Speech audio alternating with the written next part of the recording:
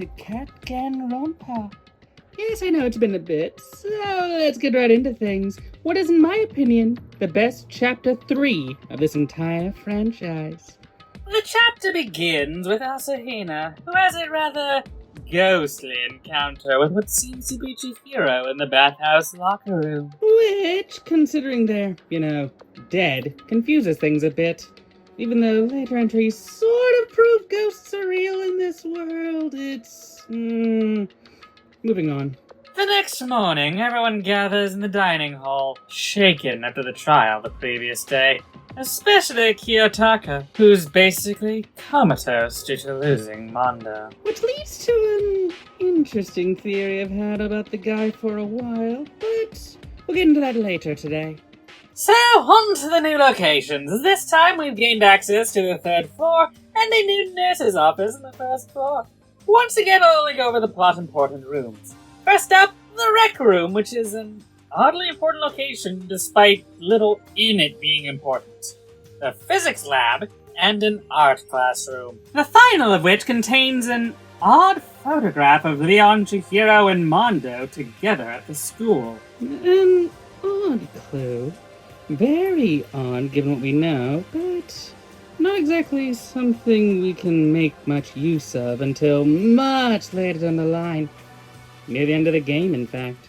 Eventually, though, Hina confesses about her little ghost encounter the previous night, prompting the group to head into the bathhouse locker room to investigate, or to find a laptop in the locker where Hina saw the ghost, revealing, Chihiro? Ah! Hunted laptop! Quick! Stop the ghost in the shell before it makes a crappy remake! Actually, it's an AI replication of Chihiro they made before they died, having hidden it in the locker due to the lack of security cameras in locker rooms. Meaning those behind the killing game wouldn't be able to find it easily. The AI's name being Alter Ego. Which, considering how short a time Chihiro had with the laptop, it was first found in the library, meaning that it had to be after the first trial, but before their death. Yeah, that's certainly some ultimate programming to be able to put together an AI this complicated, that fast, with only a laptop to work with. In the end, Alter Ego was assigned to look over the encrypted files in the laptop for more info, and thus is allowed to get back to work on that task while the rest of the group leaves the area to not draw in suspicion. Unfortunately, though... Come on, get out of here. We don't need this. I don't need a bear. Celeste lies and convinces Monokuma that the girls are all going to join one another for a bath, and that's what was being discussed in the locker room, leading to the girls making their entrance, which sadly leads to... a gratuitous fan service scene that really does not feel appropriate, so let's just move on, shall we? Soon after, Monokuma calls everyone back to the gym to establish the next motive. A motive so strong that it has even gotten some of the most powerful people who have ever lived to fall before it. Money! Yes, Monokuma just slaps a bunch of money down and says next person to win gets a full jackpot. The full 10 million American dollars, or about 1.6 billion yen, right on the table. No argument, just kill and succeed and you win your freedom and the pot. And I gotta say, this may be a simple choice of motive, but definitely a good one. Here's something about this game that's different from the other entries down the line. Basically, all of the kills in this are somewhat sympathetic, and thus the murders tricks can be basic. Not bad, but simple enough so it's clear they weren't pre-planned like in the sequels. This one, though, is the one exception. It inherently makes a motive tied into greed and desire, meaning that purely on a narrative level, it allows the killer to be more morally villainous. It means that the case can be allowed to be a more intricate affair. As hard as this next killer is, will be an actual opponent to outwit instead of a victim like the rest of us just caught in a bad situation. Which, in my opinion, allows this to already be the best case in the game, because it's designed to be a case, as opposed to a tragedy like the others. But I'm getting ahead of myself. The day after the announcement, things seem to be continuing as normal without issue, except for Kiyotaka, who's still catatonic, to say the least, after Mondo's death in the previous chapter. Guy can't handle his butter. Tragic, really. In response, Makoto takes Taka down to talk with Alter Ego. where they give Taka a bit of pep talk in the form of Mondo, leading to... Oh my god, he's going Ultra Instinct! Run, Makoto! Taka ends up leaving instead, swearing off even his own name as Kyoko chastises Makoto for using the laptop, given the cast's hopes to keep this hidden from the mastermind. An action that the next day it turns out Hifumi took part in as well, having, well, fallen in love with the AI. Dude, just don't. I've seen both Gravity Falls and Doki Doki. This doesn't end well. However, he's not the only one. As well, the group is calling out Hifumi for this crap. Taka charges in, claiming he's transformed into a fusion of Taka and Mondo called, you're not gonna believe this, Kiyondo, who claims his own sense of ownership over the computer after what happened the previous night. This naturally gets the two idiots fighting each other. Men. Luckily, Kyoko shuts things down, threatening to send Sakura after the two if they continue to mess the damn laptop, which finally gets them to back off. Unfortunately for both of them, though, and everyone else, the next day the laptop turns out missing, meaning both Kiyondo and Hifumi are in the hot seat, especially since due to some safeguards in place, it definitely isn't the mastermind. Damn, looks like someone had an ego problem. However, it turns out that Kyoko also set up the same failsafe for both Taka and Hifumi, meaning that it had to be someone besides them as well. Meaning a new mystery is afoot. Especially considering Togami hypothesized about the possibility of the mastermind having a traitor installed within the group. Damn, who would have expected a traitor among us? Where did that come from? Unfortunately, the nighttime bell caused everyone to separate for the evening, leaving things to continue the next morning. But let's pull over a bit to talk about Taka here, as this is where I get into my theory about the guy. Let's really talk about Taka's behavior here. He's usually uptight, difficult, pushy, and forceful in his rigid sense of respect. He can easily be inferred as the kind of guy who didn't exactly have much of a social life due to pushing everyone away with his behavior. So, there's a decently large possibility that Mondo was the first person outside of his family he really opened up to. The first real friend he ever had. So, losing that after having it for such a brief time, I can see why it was so hard on him, and just how sadly desperate he is to regain it in any form he can. Even if it's in a rather unhealthy way, such as this. So desperate for friendship that he can't accept losing it in any form. But that's just a theory given his characterization. Let's get to the next morning. Indeed, because something interesting happens. It turns out in the rec room that morning, Celeste claims she was attacked by a mysterious, unknown man with a hammer. A very unique hammer, to say the least, marked Justice Hammer 1. Stop! Hammer time! She claims that the man attacked her and dragged off Hifumi, something she does have photographic proof of thanks to a camera Hifumi had on him. One showing Hifumi locked in the arms of a rather bizarre robot? You call this strange now? Just wait a few more entries and this will be normal. Well, more accurately, a robot costume, which already puts some facts in suspicion, but I'll hold off on that for now. Regardless, we rush down the stairs in pursuit, running into Byakuya and Toko along the way, only to find Hifumi in the library with his head covered in blood. Damn, they're a lot more serious about keeping quiet in the library here, aren't they? It's claimed that the man in the costume, now dubbed Robo Justice by Hifumi, hit him in the head with another hammer and ran off, leaving the hammer marked Justice Hammer 2 at the scene.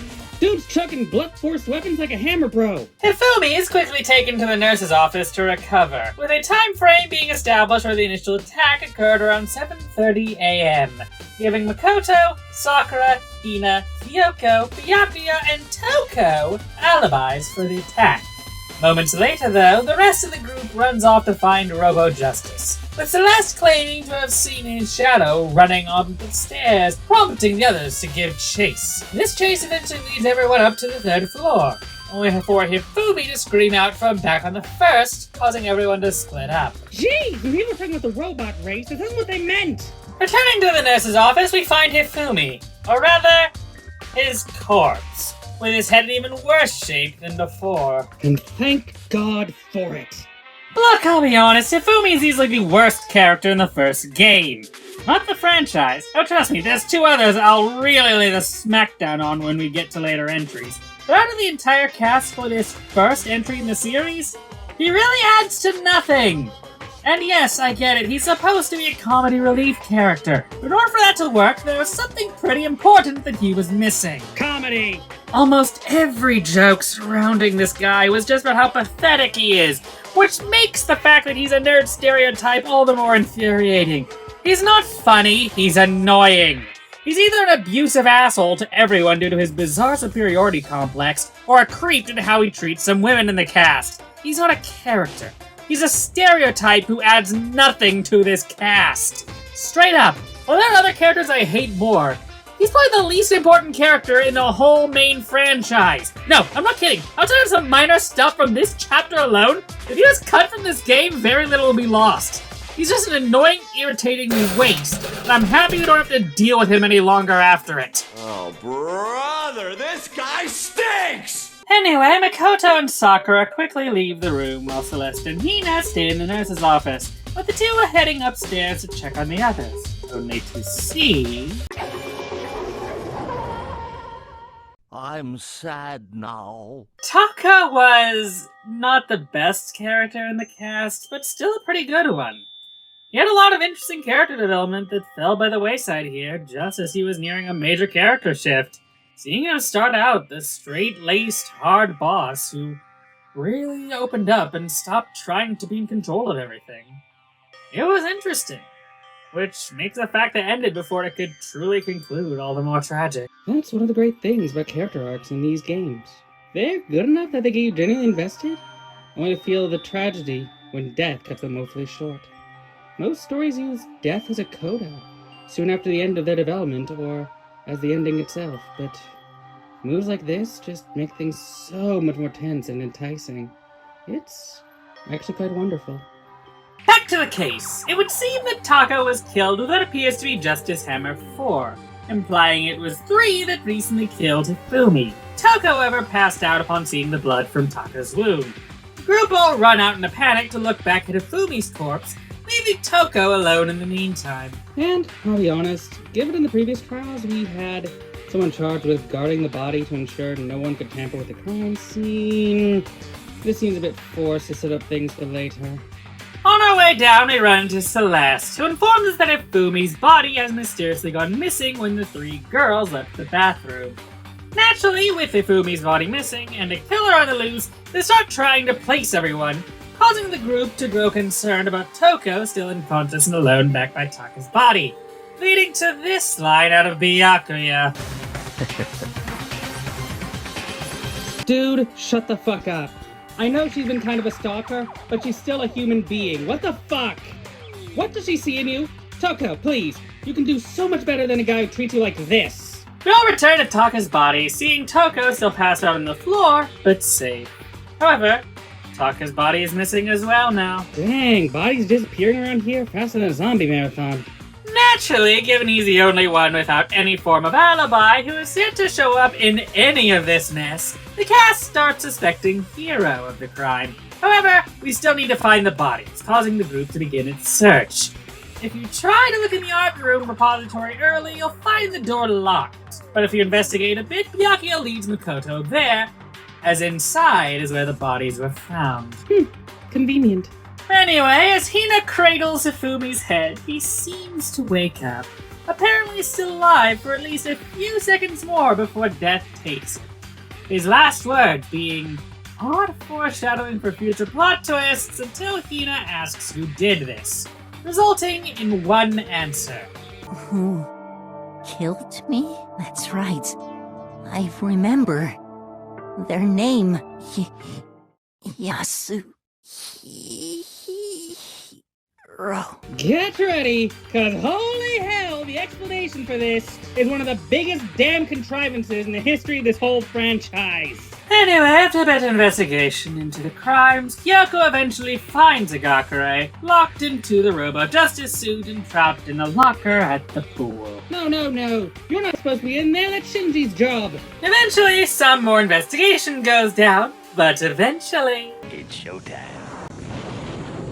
We start off strong with Hina and Celeste immediately accusing Hagakure, but that's immediately put into question comparing a blueprint found in Hiro's room for the robot costume compared to a note the cast has known he'd written previously. Also, due to an aspect of how Taka's body was transported to the art supply room, it's pretty clear this suit couldn't have been worn by the killer, since Hagakure was trapped inside and the suit couldn't bend at the waist. Which, given the fact that Hiro's the only person in the cast who could have fit in the Robo Justice suit, and the only 2 people ever claimed to be attacked by Robo Justice, one of them being dead, that causes a bit of problem for this case when you really think about the details, as it makes it a bit obvious who's responsible. That's immediately emphasized when Celeste brings up the photo of Hifumi being dragged away by Robo Justice, still creating doubt as towards if Hiro in the suit was the killer, despite the circumstances. Dude just can't catch a break today, can he? This leads into the cast recollecting everything that happened that day to put it all together, quickly coming to realize the numbers of the Justice Hammers were meant to obscure the timeline of events, proven by the fact that Taka's wristwatch was broken around 6 in the morning, a full hour before Celeste and Hifumi were supposedly attacked with the first 2 hammers. What do you know? The numbers do lie. Next up, how Hifumi's body was moved, which turns out to be pretty simple. Yes, Hifumi wasn't dead yet, proven by his little moment of his last words after rediscovering his body. He was just playing dead the first time, using Taka's body discovery as false proof of his deceasedness, only to get up and walk out the moment he was alone. And honestly, let's face it, that was the only explanation that makes sense. With how large Hifumi is, it's doubtful anyone but Sakura in this cast could have carried him, and she has an alibi. This proves that Hifumi was involved in the murder, especially since further evidence shows he stole a note from Taka's corpse, telling him to meet up with a mysterious individual in the rec room at 6 a.m. Well, at least the game's most worthless character is a killer too. That's something. However, that means that Hifumi was killed in the art equipment room during the time everyone but Sakura and Hina were split up, looking for Hifumi's body, meaning that no one but them has an alibi. However, this does pose another concern. The weapon they used to kill Hifumi! The weapon? Yeah, because according to the Monokuma file, the way Taka and Hifumi were killed was almost the same, with them having similar fractures and all. But Justice Hammer 3 and 4 were still laying around in the nurse's office and equipment room, right? So if Hifumi was killed in the repository, the culprit would have had to grab one of the hammers, kill Hifumi, then put the hammer back where they found it. But wouldn't that be seriously risky for him? I'm surprised. It seems there's some semblance of a brain knocking around that skull of yours after all. For the asshole, you can't even compliment someone without being a dick. Regardless, given Hifumi was a major part of the case, and only him and one other individual claimed to see someone wandering around in the Robo Justice suit, the identity of the accomplice to this crime that killed Hifumi seems pretty obvious in hindsight. Get ready. Ready? Get her! So what you are saying, then, is that I specifically chose to work together with Hifumi. The idea that I would choose to spend any amount of time interacting with him, that I would go within 10 feet of that shit-brained, that lazy, worthless goddamn idiot! Holy hell, the girl protests so much she lost her accent. Also, it turns out that earlier, Celeste made a little slip of the tongue, referring to multiple guys that had died, when she shouldn't have known about Taka's death yet, given the circumstances. 2 out of 3 on vocal slip-ups being a major clue. Can we go for 75% next time? And now, knowing Hifumi was an accomplice, it can be determined that the photo Celeste took was Hifumi carrying Robo Justice, not Hifumi being taken by him. It's just a matter of perspective. Where are the glasses and music cue? We've overused it, we're in the shop! Damn it! However, there is one last little problem that pokes a major hole into things. When we asked him who had attacked him, his answer was quite clear, was it not? He said, and I quote, Yasuhiro. In other words, Yasuhiro Hakakure! Well, he is an accomplice. Perhaps even in death he was trying to protect you. I mean, the guy was a massive simp for you. No. We get a much stupider explanation. Celestia Ludenberg. Actually, no. Taiko Yasuhiro is fine. That has to be the stupidest ass pull in this whole franchise. No, seriously. This series can get away with some shit, and it will, trust me. But her legal name just happening to be the same as Hiro's first name, and that actually playing into the case is some real 1 in a million chances of happening bullshit. This is a full-on contrivance, and it was completely unnecessary. I get it on a character level, yes. She made up a fake name, well, fake is relative, we'll get into it, to seem more unique, since Taiko Yasuhiro is pretty common in Japan. But there had to be better ways to pull that off than to make it some incidental part of the case built on such a major ass-pull coincidence. This is Martha levels of stupid. Screw this writing move. I will never understand why things were handled this way. Anyway, let's move on to the climax, shall we? Celeste admits that she's the one who took Alter Ego, using vague-coded language to do so in order to not tip off Monokuma. She also admits that the money was her major motivation, wanting it so that she could fulfill her dream of living in a mansion waited on hand and feet by manservants. Girl, you don't need money for that. Find the right guys and they'll pay you for that shit. Jokes aside, before we get into the execution, let's talk about Celeste here as a character, as this is basically the conclusion of her story. Celeste is a hard character to evaluate, because a large amount of her persona and personality are built on one thing. A bed of lies. Or are they? Let's face it, as a gambler, she is a skilled liar, and has used that plenty of times over the course of this story to just mess with people or for her own ends, like in this case. But Celeste is one of those liar archetypes where most of her lies are rather personal, in a way that makes it less lies and more self-definition. Sure, on legal paperwork, Yasuhiro may be her name, but she's clearly chosen a new one for herself that she thinks represents who she is and the person she wants to be. So is that name really a lie then? Sure, her European background is a lie, as that is something rooted in facts as opposed to self-determination, but her ideals, her sense of status, and personality tie directly into that lie, making it almost incidental whether it's true or not. Celeste is a character many see as just a liar, especially given she's the only straight-up murderer we face off with besides the mastermind in this game instead of manslaughter like the others. Many in the fandom seem to think this is her lies coming back to haunt her, but they're not. It's her pride coming back to bite her. Overzealous ambition. Her little castle dream was a long shot, especially given later revelations in this game, yes, but that was the dream she was fighting for. The real fall of Celeste was her willingness to harm innocents for the sake of her ambition, putting her dreams above human lives. That is where she's a villain. Not some weird sense of honesty or morality or all that, because frankly, that really just screams that she was wrong for trying to find herself beyond a simple societal framework. But the fact that she let her ambition override her morality, that was the failing that brought about her end.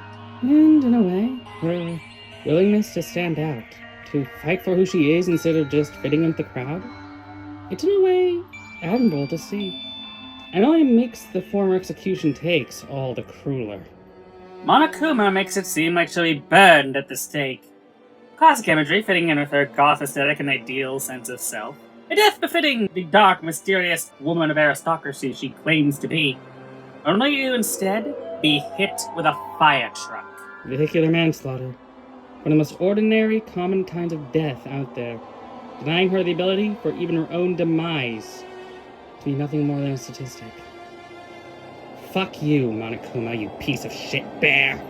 Celestia Ludenberg, you may have never lived the life you were truly striving for in the end, but I must respect your attempts to stand out above the crowd. Great fricking character. Sad to see her go, murderer or not. Anyway, back to the plot. After the trial, Monokuma asked Kyoko about the key that Celeste gave her moments before the execution, only for Kyoko to ask the bear a question in turn. Why don't you take a seat? Sadly, we don't get an answer for that bombshell of a question, but alter ego has been recovered. Makoto also asked about Kyoko's mysterious absences, resulting in her telling him about a mysterious area in the second floor boys' bathroom storage closet. Inside, he finds a note hidden inside a yearbook. A note simply reading, "You must not leave." Damn horror movie ads. Why do I keep finding those in these things? Unfortunately, though, someone in a rather ominous mask sneaks up behind Makoto and knocks him the fuck out! Makoto waking up hours later to find the whole room emptied out. Whoa, library cleanups have gotten intense. However, the chapter has one last surprise to end things out for us. As on his way back to his dorm, Makoto overhears a commotion going on in the gym, revealing... Why, you?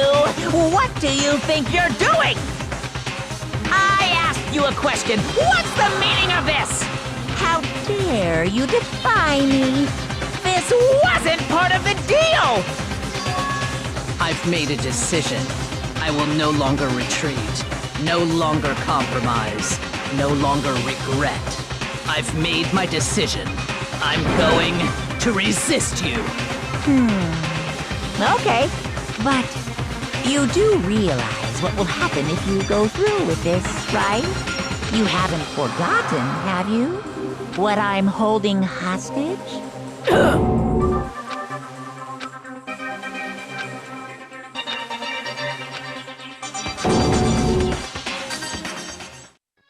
Okay, so Trigger Happy Havoc Chapter 3, Final Thoughts. This chapter is a big mixed bag. In my opinion, it's easily the best case of the game, but also its worst chapter. It really feels like an actual mystery with a villain against us at every turn hidden among the cast. Unlike the others where the killer was more of a regretful antagonist just trying to survive a bad situation. We get a lot more of this dynamic in later games though, so I'm glad things could go more in that direction. However, between the petty dick measuring contest between Hifumi and Taka, the random side plots, and Hifumi getting more prominence and using that time to be a pain in the ass, yeah, it has its flaws. But this is still dang good writing, acting as yet another stepping stone for what's to come. Join us next time as we take on Chapter 4. And let me just say, bring the tissues. This is gonna be a hard one.